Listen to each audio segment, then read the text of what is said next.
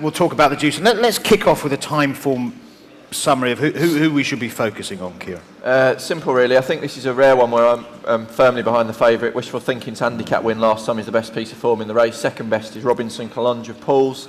I think much in agreement with Couch that this is a diluted race for horses that aren't quite quick enough for the Arkle, aren't quite slow enough for the RSA. There's going to be no strength in depth. I think much like when the Fred Winter first came in, I think the top of the market will be the place to concentrate. Wishful Thinking was roughly 5s yesterday. I think this will cut up massively, and I can see him going off 9 to 4. I think he's the one favourite. There's probably still a bit of juice left in. For what it's worth, and he is 6.2, just over 5 to 1, and I'm inclined to agree on the price for this. Whether he's a very, very solid favourite. Let's move on, shall we, and get Paul's view on his horse. Where is it? Robinson Collonge. Yeah, double-figure price. So, how would you rate your chance, Paul? Well, he must have a big chance. If you go back to the autumn, he won at Bangor first time out very impressively, and then he would have given £6 and a beating to Wishful Thinking at Wincanton in the Rising Stars Novice Chase, which is good form. He fell, went to Hereford and won a walkover, basically had a school round, and was travelling every bit as well as Pocklin in the whatever Gold Cup, AP McCoy Gold Cup. Massey Ferguson. Whatever, with ex-Massey Ferguson in December at the third last, and then, you know, he made a mistake and Noel basically sort of let him canter on home. He loves good ground, which is ideal. He's nice and fresh, scored well this morning.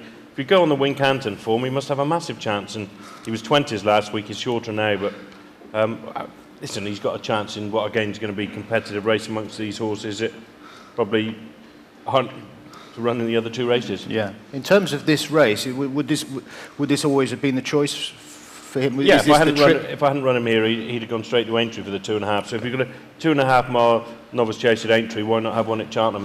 Those horses like him can run in. You a fan of the race then? He wouldn't run in the 2 mile or the 3 mile. So yeah, it is. Yeah. Good race for you. Notice Loosen My Load, pretty prominent in the betting there, which people have different views on. Some people think that the ground might be the key, that he might be a better horse on quicker ground. What do you think, Johnny? Yeah, I think he's a decent chance. I suppose he's run behind the last year at Cheltenham. He was just caught over 2 miles, but this is a very, very good jumper. Ever since he jumped the fence, he was just exuberant. Very, very impressive horse to jump. He's had a nice break in the meantime. I think he's very much been trained for this. I remember talking to Henry de Bromhead, months ago now, and he said, "Yeah, this is his race. This is his race." I think he's a decent chance. Wishful Thinking, I think, would be very hard to beat. I think. Yeah, he'd have a stone or more to find, this Irish horse, wouldn't he? With the with Wishful Thinking. I'm sort of, with Johnny. Everything about him has always said he'd be a good chaser, and he might be a better chaser on good ground. But at no point has he actually put it together and shown it in a piece of form yet. Okay. Couch.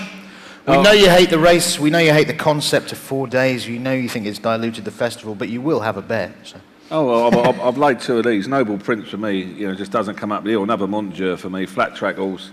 Well, again, if you like trading him running, he'd probably trade a bit shorter, Johnny, when he travel, but he don't come up the hill. We see that last year, and I'll be laying that till the cows come home.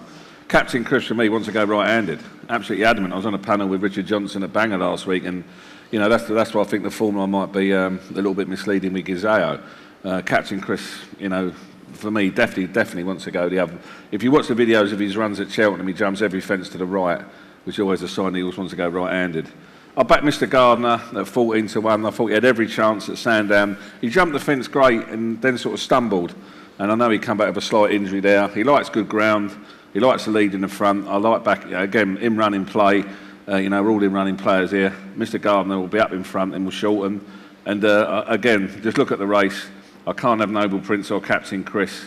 Take on board. I'm always interested in Paul's chasers. They're all much more than his hurdlers. And again, at the price, I'll have that running for me. I'll definitely lay Noble Prince and Captain Chris.